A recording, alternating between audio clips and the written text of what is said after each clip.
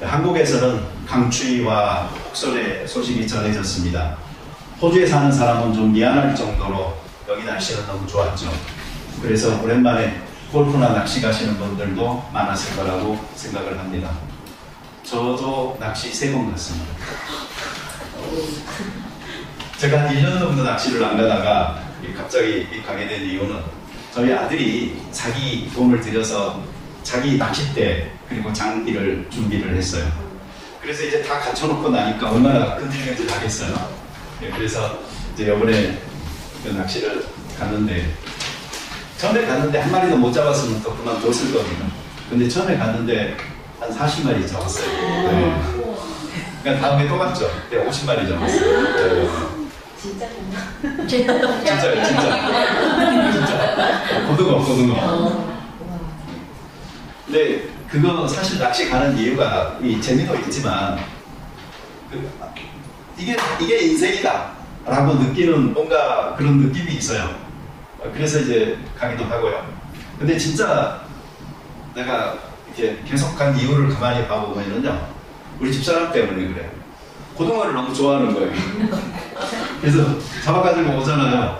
그러면은 또 가라고 그러고, 그러면서 언제든지 고등어는 웰컴이라고 그러고.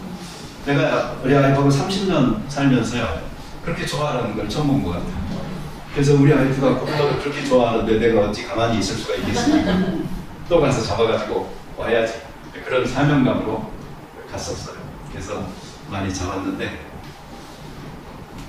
올해 이렇게 생각해 보잖아요. 근데 내가 고등어가 아니고 내 수입이 만약에 그렇게 많다면 우리 아이가 너무 좋아할 것 같아요.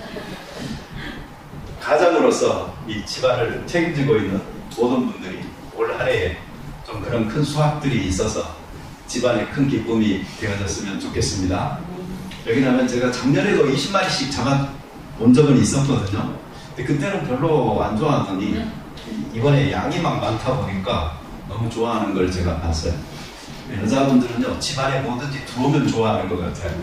그러니 남자분들이 좀 수고하시더라도 열심히 그 일을 하셔서 좀 살림의 보탬이 좀 되면 좋겠습니다.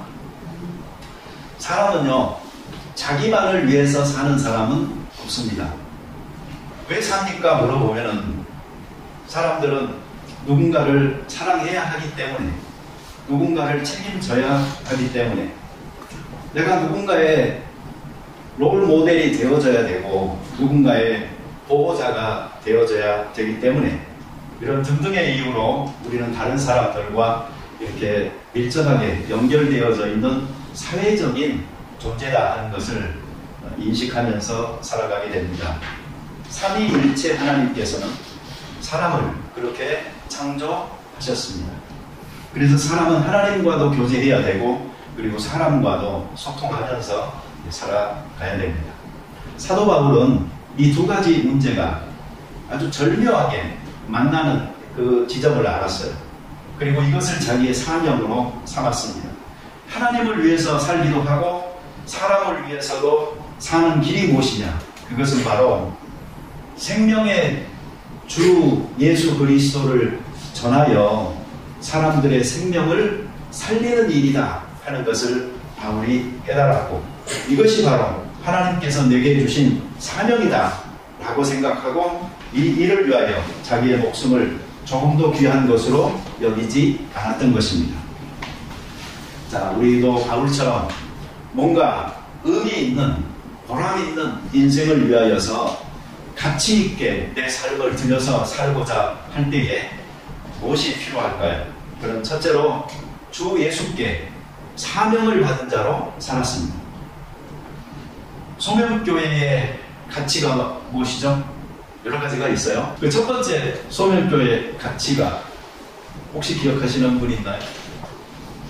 따라서 해보세요. 하나님의 영광과 사람의 행복을 소중히 여깁니다. 이것입니다. 소명교회는, 그리고 모든 그리스도인들은 하나님께 영광 돌리는 일을 귀하게 여겨야 되고, 동시에 사람의 행복을 소중하게 여겨야 됩니다. 이 두 가지가 분리될 수가 없습니다. 많은 그리스도인들은 하나님을 위해서는 무슨 일도 하고 무슨 일도 하겠다 이렇게 헌신도 하겠다라고 말을 하지만 그 하나님께서 사랑하는 사람들을 위해서는 자기의 헌신된 모습이 많이 결여되어져 있는 것을 보게 됩니다. 그래서 우리는 하나님의 영광과 사람의 행복을 같이 동시에 귀중하게 여기면서 살아가야 됩니다. 이것이 바로 성탄절의 메시지이기도 한 것입니다. 지극히 높은 곳에서 하나님께 영광, 그리고 땅에서는 기뻐하심을 입은 사람들 가운데 평화라는 이 메시지가 우리 그리스도인들의 삶의 그 내용을 형성하면 참 좋겠습니다. 기독교의 윤리, 그 중에서 산상수훈이 차지하고 있는 위치는 대단하죠. 그래서 여러분 마태복음 5장부터 마태복음 7장을 정말 자주 읽으시기를 바랍니다. 그 중에서도 그리스도인의 황금률이다 라고 일컬어지는 예수님께서 우리 그리스도인들에게 주신 그 삶의 어떤 명령이 있습니다. 그것은 마태복음 6장 31절입니다. 남에게 대접을 받고자 하는 대로 너희도 남을 대접하라. 그리스도인이라면 이 진리를 붙들고 살아야 하는, 이것이 바로 명령입니다. 이런 의미를 내포하는 절대적인 그 삶의 윤리가 그리스도인의 황금률인 것입니다. 그리고 그 이어지는 구절에 보면은 예수님께서 말한 그 남에게라는 그 남이 어떤 사람인가 하는 것을 정리를 해놓고 있습니다. 그것은 바로 원수까지도 포함하는 남입니다. 우리를 사랑하는 자만이 아닙니다. 우리를 선대하는 자만이 아닙니다. 우리에게 꽂다가 다시 갚을 수 있는 사람만이 아닙니다. 누가복음 6장 35절에서 이렇게 말합니다. 오직 너희는 원수를 사랑하고 선대하며 아무것도 바라지 말고 꼬아주라. 그리하면 너희 상이 클 것이요 또 지극히 높으신 이의 아들이 되리니 그는 은혜를 모르는 자와 악한 자에게도 인자하시니라. 아멘. 하나님이 어떤 분이세요? 은혜를 모르는 자에게도 그리고 악한 자에게도 인자하신 분이 바로 하나님이다. 그러니 너희도 이분을 본받아서 너희 좋다고 하는 사람만이 아니고 너희를 싫어하고 미워하는 원수라고 할지라도 너희들이 사랑하고 이 사람들을 선하게 대하라라는 말이에요. 근데 그 기본 바탕은 뭐냐면 너희가 대접을 받고자 하는 대로 그 사람들을 대접하라 이거예요. 사람 가리지 말고 내가 하기 싫은 일을 다른 사람에게 강요하지 말고 그리고 남을 먼저 대접하는 우리가 되어져야 합니다. 남을 대접하려고 하면은 어떻게 해야 되겠어요? 따라서 합시다. 대접으로 대접해야 됩니다. 대접이 뭐죠? 큰 그릇이잖아요. 네. 그냥 대접할 거 뭐예요? 풍성하게 많이 하라 이거예요. 찔끔찔끔 하면 신용질 나잖아. 네. 내가 이 표현을 한번 쉽게 해보려고요. 사전들을 좀 찾아보다가 이런 표현을 찾았습니다. 그 간장이나 고추장을 담는 그 작은 그릇 있잖아요. 그걸 종지라고 그러더라고요. 근데 나는 이게 처음에 종지인지 종기인지를 잘 모르겠더라고요. 그래서 이 사전을 찾아봤어요. 그랬더니 그 사전에 예가 하나 나와 있는데 옛날 그 밥 먹는 밥상 이야기가 나와 있어요. 상에는 된장찌개하고 간장 한 종지, 조밥 한 그릇, 그리고 밥보다 더 수부룩하게 담은 산나물이 한 대접, 이렇게 표현되어져 있었습니다. 여러분 조밥이라고 아세요? 조밥. 노란색 밥이 있어요. 이 깨 같은 그 알맹이 같이 씹으면요 입에서 딱딱합니다. 네. 옛날에는 그거 많이 먹었어요. 쌀이 부족하고 보리쌀도 부족하니까. 그런데 그런 조밥이 있고 그 다음에 된장찌개 있고 그리고 간장, 간을 맞춰서 먹어야 되니까 한 종지 있고, 그렇지만 산나물 하나만큼은 대접에 아주 수고록하게 이렇게 쌓여있는 그 모습을 여기서 묘사하고 있었는데, 우리 그리스도인들이 남을 대접할 때는요 이렇게 종지에다가 하지 말고, 그러면 종기라고 해요 다른 사람.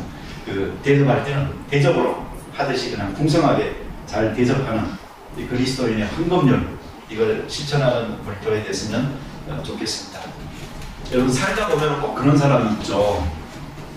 그 설거지 하거나 또는 식당에 가서 저기 돈을 내야 되는데 그때 꼭 신발끈이 끊어지는 사람들. 네. 그죠? 그래서 신발끈 묶다가 보면은 다른 사람이 다 하고, 화장실을 갔다 와서 보면은 다른 사람이 다 하고.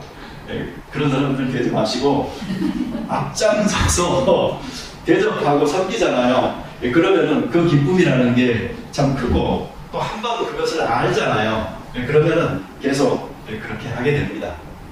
그럼 우리 성교회에서 해야 될 일이 구제와 성교인데, 이 구제라는 것은 그 사람들의 필요가 무엇인지 그리고 바람이 무엇인지 이 두 가지를 잘 알아야 돼요. 그래서 구별을 또 잘 할 줄 알아야 돼요. 영어에 보면은 need와 want가 다르다는 말을 하죠.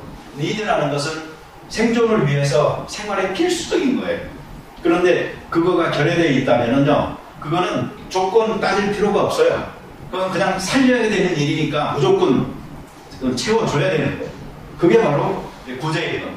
그러니 여러분 구제를 생각할 때는요, 무조건 살려놓고 봐야 되는 거니까 살려놓는 겁니다. 그렇지만 want라는 것은 뭐죠? 이것은 더 원하는 거죠. 네, 그거는 이제 더 추가적으로 더 있으면 좋은 거. 이제 뭐죠? 지금 타는 차보다 좀 더 좋은 차로 바꾸고 싶다거나 이제 그런 것들은 다 want죠. 그러니까 want는 잘 분별해서 우리가 서로 돕고 살면 되지만, 그 필요는 정말 그건 조건 없이 먼저 채워서 풍요롭게 살려주는 일을 우리가 먼저 해야 되는 것입니다. 문제에 봉착하게 되면 서로 돕고 사는 것이 사회입니다. 교회는 더 말할 필요가 없습니다. 크리스천들은 우리 각자가 자기 가족이나 친족들이 어렵잖아요. 그러면 먼저 도와줘야 될 책임이 있는 것입니다. 디모데전서 5장 8절에 보면 누구든지 자기 친족, 특히 자기 가족을 돌보지 아니하면 믿음을 배반한 자요 불신자보다 더 악한 자니라, 이런 말이 있어요. 그러니 자기 주변에 있는 사람들 가운데 어려운 사람들이 없도록 항상 살피는 이런 자세가 우리에게 있으면 좋겠습니다. 그렇지만 사람의 행복을 위해서 살아가는 것은 한계가 있습니다. 바라기는 그 단계를 넘어서서 하나님을 위해서 사는 삶으로까지 발전을 하면 좋겠는데, 이상하게도 사람들에게 관심해서 인본주의적인 가치관만 발전시킨 사람들은 이 땅에서의 좋은 나라의 건설, 사회를 위해서는 힘쓰지만 하나님에게까지 그 발전이 이루어지지 않는 경우가 많은 것을 보게 됩니다. 그렇지만 이 사도 바울은 하나님의 영광을 위하고 그리고 사람의 행복을 위하는 그 길이 무엇인지를 분명히 발견을 했던 거예요. 그게 바로 생명의 복음을 전하는 일이었습니다. 그래서 이 가치 있는 일을 위해서 나는 내 생명을 조금 더 귀한 것으로 여기지 않노라 라는 이러한 귀한 헌신이 가능했던 것이죠. 그래서 우리는 교회 안과 밖에서 이 복음을 전해야 되는 책임을 갖고 있는 것입니다.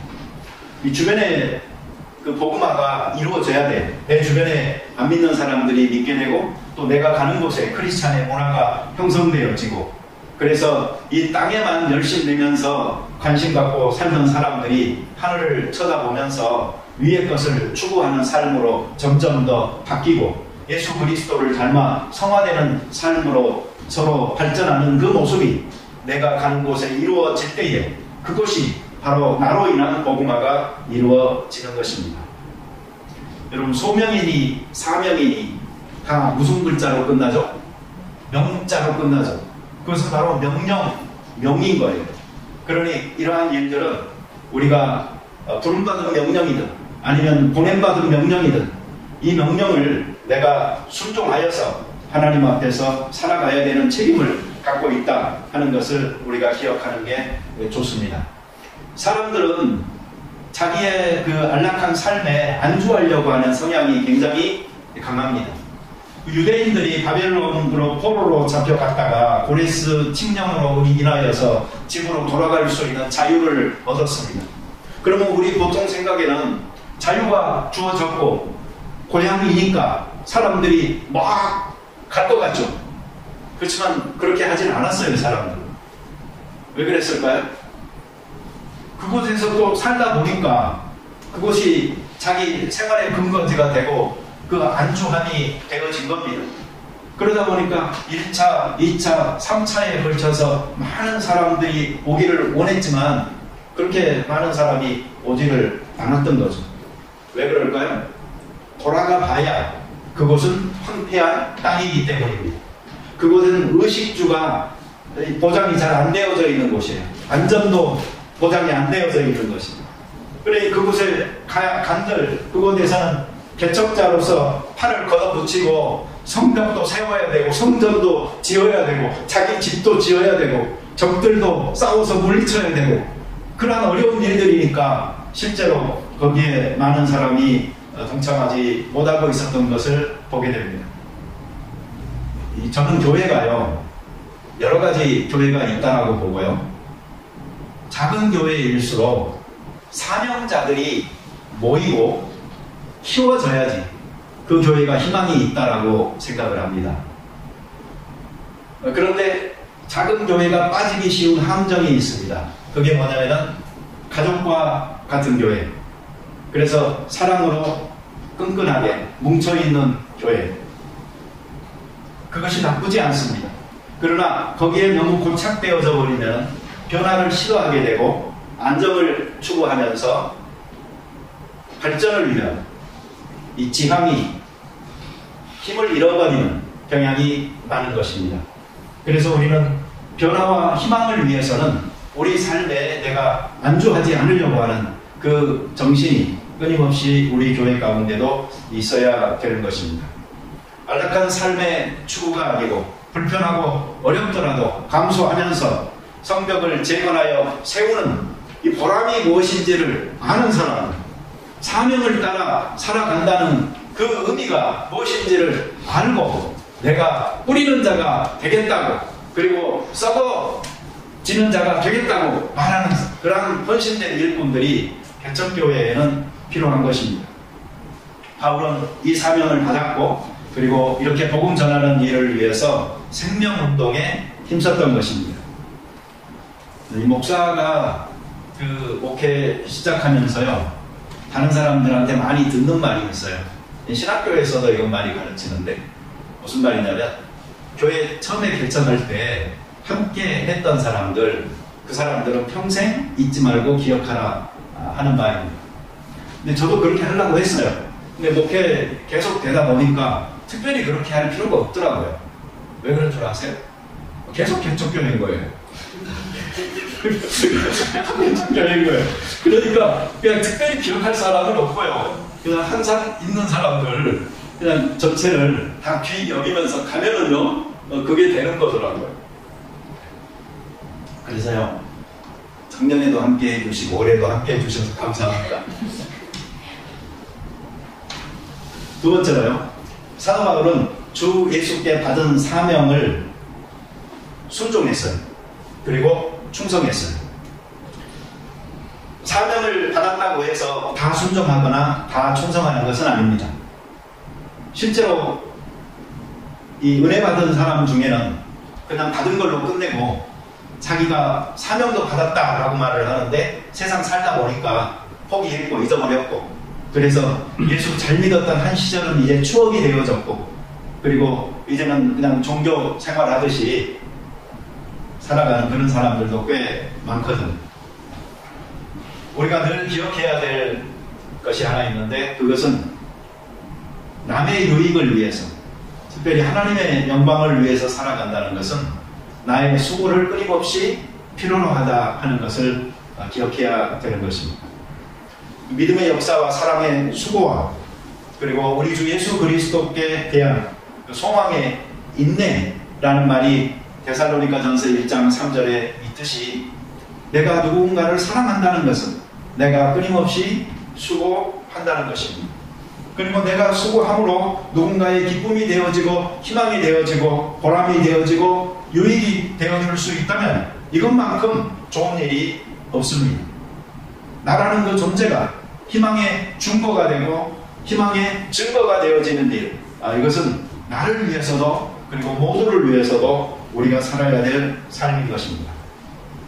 네, 그러기 위해서는 우리에게 내가 받은 사명을 완수해야 되겠다, 마쳐야 되겠다, 이런 생각이 있어야 되는 거죠. 실제로 바울이 여기서 마치면 하면 이런 말을 썼는데 이 헬라어의 뜻이 바로 그런 의미들입니다. 성취시킨다, 온전케 한다, 또는 끝을 본다라는 말이에요. 리드쿰에 있는 어떤 교회에 내놓은 자리가 하나 있어요. 그래서 제가 사진 몇 장을 찾아가지고 봤는데요. 그 교회에 보니까 그 벽 한쪽에다가 큰 글씨로 써놓은 말이 있더라고요. Finish Mission. 보통 교회에서 그 미션이라는 말을 소명이나 또는 사명이라는 말로 많이 쓰고 선교라는 말 또는 뭐 사역이라는 말로 많이 쓰기는 하는데요. 그걸 어떻게 하라? 끝내라, 마쳐라 라는 말입니다. 그러니까 그 미션을 정말 완성시키자 하는 그런 그 결의가 담겨져 있는 말이다 라고 생각을 합니다. 우리에게는 그 교회가 전체적으로 주 예수께 받은 그 미션, 그것을 끝내기 위해서, 마치기 위해서 노력하자고 그렇게 각오하고 있는 것처럼 우리들도 주 예수께 받은 사명이 무엇인지를 알고 그리고 그것을 마치려고 노력하는 전심전력함이 우리에게 있어야 되겠습니다. 우리가 개인적으로 그냥 예배해도 되는데 왜 이렇게 우리는 함께 모여서 예배를 드리는 거죠? 이것은 이 환경이 우리 공동체에서 하나님을 가장 잘 예배할 수 있도록 준비된 장소고 시간이기 때문에 우리는 여기에 모이는 것입니다.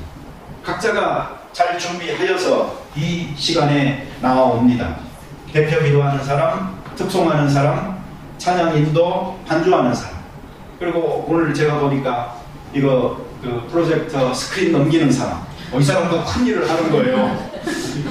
식사 준비하는 사람, 설교하는 사람, 이런 모든 사람들이 바로 이 시간에 하나님을 가장 잘 예배하기 위해서, 그리고 우리가 바로 하나님께 인정받고 또 사랑받는 공동체로서 성장하기 위해서 모두의 유익을 위해서 열심히 기도하면서 준비한 그곳이기 때문에 우리가 이곳에 모이는 것입니다.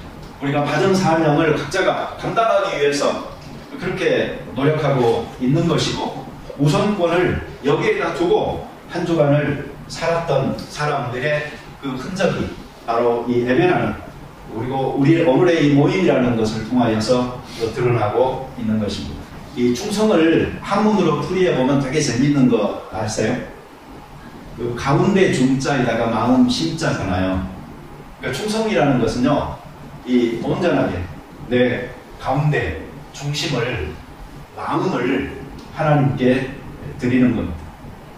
그리고 성이라는 것도요, 이 말씀 언자에 이룰 성자잖아요. 그러다 보니까 그리스도인들에게는 또 다른 의미가 있는 것 같아요. 자기가 한 말, 또는 내 동료들이 하는 말, 또는 내 상관이 하는 말, 또는 하나님의 말씀이 우리에게 하는 말, 그러한 것들을 이루기 위해서 우리 마음의 중심으로 우리가 헌신하여 노력하는 것, 그것이 바로 충성이다 생각을 해보면 의미가 있다고 생각을 합니다. 제가 호주에 와서 공부하면서 그 설교학 시간에 처음에 한 설교가 로마서 12장 1절 2절 말씀입니다.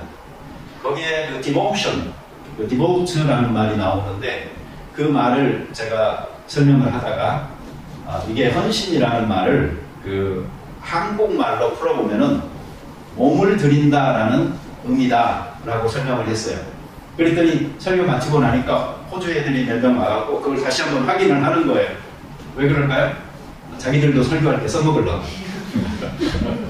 뭔가 한국말이 이렇다고 그러니까 뭔가 색다르잖아요. 그래서 이제 그걸 이렇게 막 물어보는 애들이 있었어요. 그때 그 첫 설교를 제가 호주에 온 지 얼마 안 됐을 때고, 그때는 컴퓨터가 일반화가 안 돼 있었어요. 그 타자 손으로 이렇게 치는 것이 많았는데, 지금 그 우리 에스더 어머니 그 권사님이 그때 내 첫 설교를 타이핑해서 이렇게 해줬었어요. 몇 년 전? 영수씨, 그때가 내가 28살. 1990.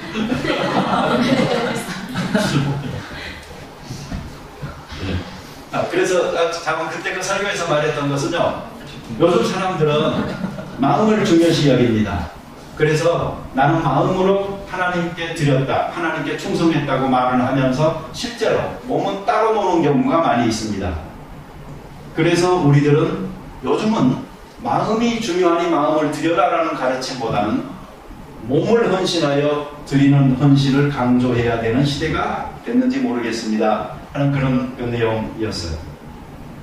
충성이라고 할 때 이 말을요, 한국 사람들은 잘못 이해합니다. 왜 그럴까요? 군대에서 사용하는 언어로 이해하는 경향이 많기 때문에 그렇습니다. 그러니까 다시 말하면 워낙 옛날부터 충성을 잘 하던 민족이에요. 부모한테 효도하고 하는 것보다도 임금님께 충성하는 게 아주 유교 문화권에서 이 체질화되어 있는 사람들이거든요. 그러다 보니까 충성하다 보면은요, 제일 많이 나타나는 게 과잉 충성입니다. 아무 하는 것으로 나타나요. 충성은 윗사람에게 하는 것이라 생각하고요, 정말 올바른 것에 충성하는 것이 바른 것이다 하는 것을 생각을 잘 못합니다. 이 눈먼 충성이라는 것은 그건 개가 하는 일입니다. 사람은 할 일이 아닙니다. 나는 사람에게 충성하지 않습니다 이렇게 말해가지고 유명해진 사람 있죠. 좋은 거죠. 그런데 그 사람이 옳은 것에 충성한다면 정말 좋은 거죠.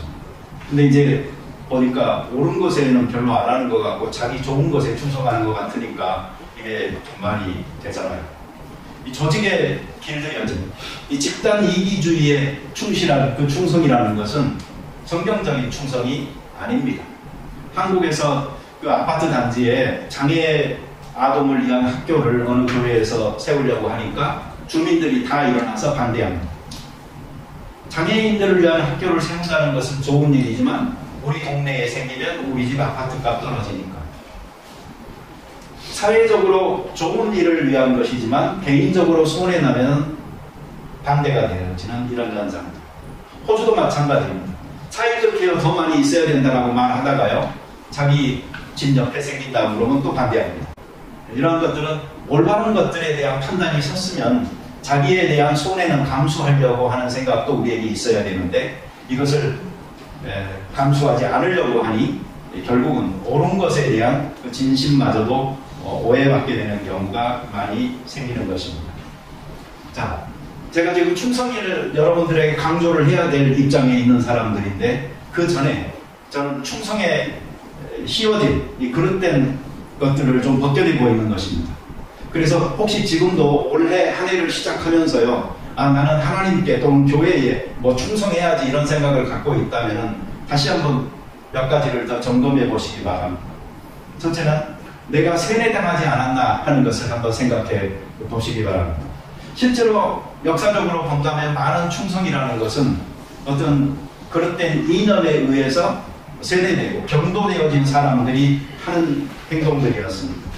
이 가미가제 특공대, 제국주의, 그 파시즘에 의해서 영향받은 소수 자기 나라를 위한 충성은 될 수 있었지만 모든 인류에 대한 기여는 될 수 없는 일을 그들은 충성이라고 여겼던 것입니다. 둘째로는 내가 지금 충성하려고 하는 것이 이게 내가 정말 원해서 하는 것인지 아니면 강요에 의해서 지금 되는 것인지를 한번 잘 생각해 보시기를 바랍니다. 내가 자발적으로 하는 것이 충성입니다. 근데 이게 강요되어지고 나는 싫은데 억지로 하는 것은 뭐냐면 이게 진짜 희생입니다. 근데 희생이라는 그 원래 뜻이 뭐죠? 재물을 드린다는 거 아닙니까? 살아있는 생명을 죽여서 강제로 죽여서 그 사람이 원하지 않는데 신에게 바치고 그런다는 의미가 정말 우리가 쓰는 이 희생이라는 이 단어 속에 있는데 원치 않는 강요되어진 충성을 하는 것은 그 희생을 당하고 있다라는 의미인 것이지 결코 그것이 충성이 아닌 것입니다. 그리고 또 한 가지 생각해 봐야 될 것이 내가 지금 충성하고자 하는 것이 정말 가치 있는 일을 위한 것인가 하는 것을 잘 생각해 보셔야 합니다. 왜 그런 거 아니? 우리의 삶이라는 것도 하나밖에 없는 것이고 우리의 목숨이라는 것도 하나밖에 없는 귀한 겁니다. 그런데 이 하나밖에 없고 천하보다도 귀한 이 생명과 이 삶을 가치 없는 것을 위해서 내가 바칠 수는 없는 것입니다. 만약에 내 목숨보다 더 귀한 것이라면 우리는 내 목숨을 내놓을 수 있어야죠. 다시 말하면 나 한 사람 죽어서 여러 사람을 살릴 수 있는 일 같은 것이라면 마땅히 그렇게 해야 됩니다. 그러나 생명을 위한 귀한 일이 아닌데 거기에 충성과 희생을 남발하면서 우리가 원치 않는 강요당한 그 희생을 할 필요는 없는 것입니다. 이 자신이 감당하지 못할 정도의 봉사나 어떤 자선이나 사랑 그리고 헌신, 희생은 좋은 것 같지만 결코 건강한 것이 아닙니다. 무엇이든지 대가를 치러야 하는데 충성할 때 자신이 치러야 할 그 대가를 전혀 고려하지 않고 어떤 환상에 빠져서 충성하고 나면은요, 그것은 어리석고 맹목적인 그 사랑과 같은 결과를 가져옵니다. 그래서 과도한 희생이 얼마나 자주 과도한 실망을 가져오고 과도한 배신감으로 맞춰지는지 모릅니다. 저도 이런 경우가 좀 있고요. 그리고 교회에서 리더로 일하시는 분들을 제가 이렇게 보잖아요. 그러면 그런 분들의 그 마음 속에 이런 어떤 큰 실망, 낙심, 그래서 상처, 이런 경험들이 누구나 다 가지고 있는 것을 제가 알고 있습니다. 그래서 우리는 이 균형 감각이 필요합니다. 요즘 문사철, 그래서 문학, 역사, 철학, 이 중심이 되어진 인문학이 인기를 얻은 지가 꽤 됐는데, 이 인문학이 던지는 세 가지 질문이 있습니다. 나는 누구인가? 나는 어떻게 살아야 하는가? 나는 죽음 후에 어떻게 될 것인가? 다시 말하면 존재와 삶과 죽음에 끊임없이 질문을 던지고 그리고 답을 찾아가는 학문이 인문학인데, 이 인문학이 찾은 나는 존재하지만 결국은 죽는 것이고, 그리고 그 삶은 어둡고, 그리고 죽음은 절벽입니다. 거기서 끝납니다. 그렇지만 기독교는 이와 좀 반대이죠. 오히려 기독교는 생명이고 빛이고 소망입니다. 그러니 우리가 가지고 있는 이 복음이라는 것은 인간이 지금까지 삶의 모든 경험을 통하여서 발견하고자 노력했고, 또 앞으로도 그렇게 발견하려고 하는 것들에 대한 해답을 이미 우리는 갖고 있는 사람들인 것입니다. 그러니 우리가 전하는 그 복음의 내용에 대하여 우리는 확신을 가져야 되고, 그렇게 복음이 인문학의 총체적인 경험이 줄 수 없는 그 벽을 넘어서서 문을 열고 다른 문으로 들어갈 수 있는 세계를 열어줄 수 있는 이유는 무엇인고 하니, 그것이 바로 하나님의 은혜로 되어지는 복음이기 때문입니다. 그러니 우리가 무엇을 거리낄 것이 있겠습니까?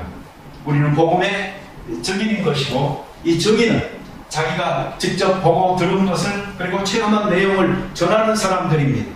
그래서 이것이 바로 나의 간증이요, 이것이 바로 나의 찬송이라고 우리는 기쁘게 전하고 말하고 행하는 사람들이 되어질 수 있습니다. 자, 마지막으로요, 바울은 주 예수께 받은 사명에 충성하였고 그리고 희생하였습니다. 아까 제가 충성의 여러 가지 필터들을 거쳐서 어쩌면 여러분들의 충성심을 무력화시켰고, 그리고 걸러서 약화시켰을 거라고 생각을 합니다. 그래도 아직도 충성하고 싶은 마음이 혹시 남아있다면 그것이 바로 굿뉴스입니다. 왜 그런가 하니 디모데전서 1장 12절을 보면 바울이 이렇게 말합니다. 나를 능하게 하신 우리 주께 내가 감사함은 나를 충성되이 여겨 내게 직분을 맡기시니. 우리는 하나님께 감사해야 됩니다. 직분을 주신 것은 나를 충성되게 여겼다는 말이고, 그리고 하나님께서 그 직분을 감당할 수 있도록 우리를 능하게 하셨다는 말이기 때문입니다. 여기서 우리가 주목하여서 놓치지 말아야 될 부분이 하나 있는데, 그것은 바울이 처음부터 충성된 사람이었기 때문에 그를 능하게 하시고 직분도 주셨는가 하는 점입니다. 그 점은 아닙니다. 오히려 그 반대입니다. 바울은 처음에 예수를 핍박하던 사람이었습니다. 예수를 핍박하던 그를 하나님께서 선택하여서 그를 변화시켰고, 또한 직분을 맡기셨고, 그리고 그가 감당할 수 있도록 능하게 하셨던 것입니다. 그리고 이 모든 것을 하나님께서 하신 다음에 그를 충성되게 하셨다라는 말이 바로 이 성경 구절이 우리에게 알려주고 있는 내용입니다. 먼저 충성된 자가 되게 하시고, 그 후에 충성된 자로 인정하시는 이분이 바로 하나님이십니다. 이것은 얼마나 쉽습니까? 그리고 이것은 얼마나 우리에게 안도감을 가져다 줍니까? 은혜를 받으면 이 모든 일들이 일사천리로 되어지는 것이기 때문에, 그리고 하나님의 주권적인 선택이 먼저인 것이고, 우리의 부족함을 하나님께서 먼저 채워주셔서 감당할 수 있도록 하시기 때문에 우리가 할 수 있는 것입니다. 네, 이런 은혜를 입었으니 바울이 충성하지 않을 수 있겠습니까? 사도 바울이 정말 자기 목숨을 조금도 아까운 것으로 여기지 아니하고 이 일을 위하여서 희생할 수 있었던 것은 자기가 자격이 없을 때에 이미 자격이 있는 자로 여겨주셨고, 그리고 자기의 부족함을 채워주셨던 하나님이라는 것을 그의 전 사역의 삶을 통하여서 경험했기 때문에 바울이 이 말을 할 수가 있는 것입니다. 우리는 누군가를 위해서 자기 몸을 바치거나 이익이나 어떤 재산을 포기하거나 또 명예를 양보하거나 이런 어떤 자기를 돌보지 않는 고결한 희생이 있었을 때 이것을 우리가 희생이다라고 말을 하죠. 네, 그러나 제가 조금 전에도 말씀드렸듯이 희생이라는 그 원뜻은 끔찍한 것입니다. 그것은 희생의 제물이 되어지는 것입니다. 제사에서 살아있는 제물을 바치는 것을 의미하는 것입니다. 저는 그래서 교회에서요, 제가 좀 듣기 싫어하는 말이 있어요. 따라서 해보실래요? 제가 최선을 다했습니다. 그 말입니다. 왜 그런 줄 아세요? 저는 이 최선이라는 말에 대하여 좀 남다른 기준을 갖고 있습니다. 성경에서 정말 최선을 다한다는 것은 죽는 것입니다. 어떤 일에 최선을 다하고 아직 살아있다면 그 사람은 아직 최선을 다하지 않은 것입니다. 예수 그리스도가 우리를 위해서 최고의 섬김을 베푸셨다는 것은 그분이 죽은 척 하다가 그냥 안 죽었다가 아니고 정말로 십자가에서 우리를 위해 죽으셨기 때문입니다.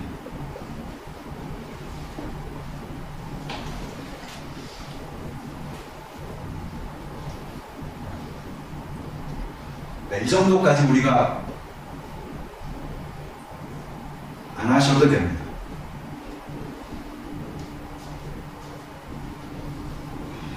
그러려면요, 우리 적당히 하면 됩니다.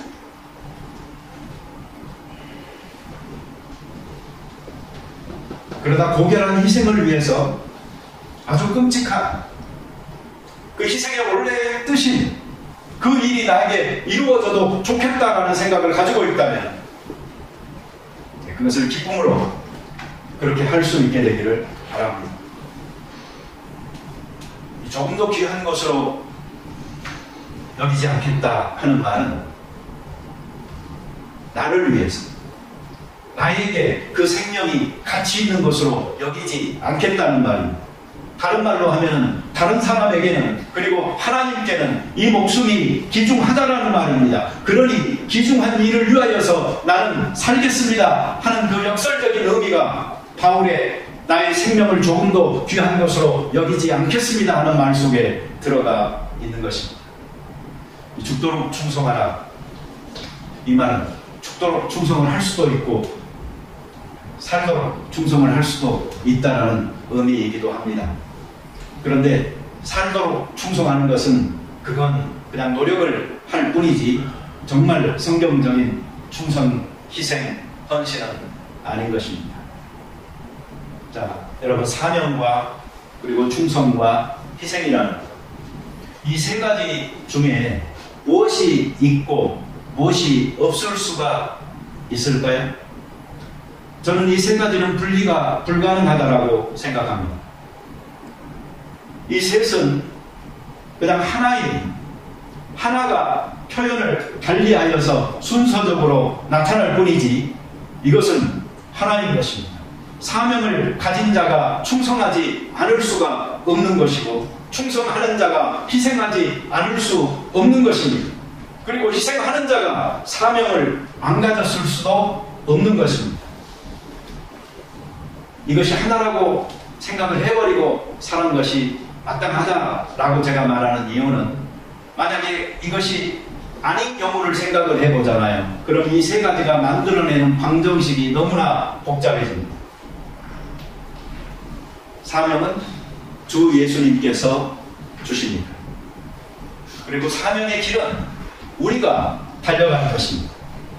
이 일을 마치려 하면은 나의 생명조차 조금도 귀한 것으로 여기지 아니하노라 라고 말한 사도 바울의 이 헌신에 대한, 충성에 대한, 희생에 대한, 인생의 목표에 대한, 나의 달려갈 길에 대한, 우리의 남은 인생의 여정에 관한 이 귀한 교훈이 2021년도 우리 시작하는 이 벽두에 우리 각자에게 적절하게 하나님께서 주시는 사명으로 그리고 결단하는 충성으로 희생으로 잘 열매 맺을 수 있게 되기를 바랍니다.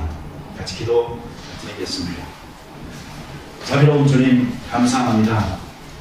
우리들 가운데 하나님의 영광을 위해서 살고자 하는 자, 그리고 사람의 행복을 위하여서 헌신하는 자, 우리들 모두가 될 수 있도록 축복하여 주시옵소서. 그래야 소명교회 안에 하나님의 영광과 사람의 행복이라는 이 잘 균형 잡힌 추구가 있을 수 있도록 도와주시옵소서. 또한 우리가 맹목적인 충성만을 외치면서 자기의 출세의 길로 여겨서 그 열매를 탐하는 자가 아니고 바로 하나님 앞에서 그 희생의 의미가 바르게 설정되어진 그리고 잘 형편과 맞춰서 조화되는 이 충성의 정도를 알고 그 삶의 길을 걸어갈 수 있는 자 되게 하심으로 마지막에서 극도의 실망과 배신감과 절망감을 느끼는 것이 아니고 하나님의 나라와 이 땅에서의 이루어질 하나님의 나라를 생각하면서 헌신한 자가 가질 수 있는 위대한 보람을 느낄 수 있도록 축복하여 주시옵소서. 하나님께서 우리 교회 각자 사명자들에게 맡겨주신 일들 잘 감당할 수 있도록 하시고 올 한해도 능하게 하시는 하나님께서 우리를 충성되게 만드시고 그리고 충성되게 여기실 것임을 굳건하게 믿고 이 걸음을 출발할 수 있는 한 해가 되게 도와 주시옵소서. 예수님의 이름으로 기도드립니다. 아멘.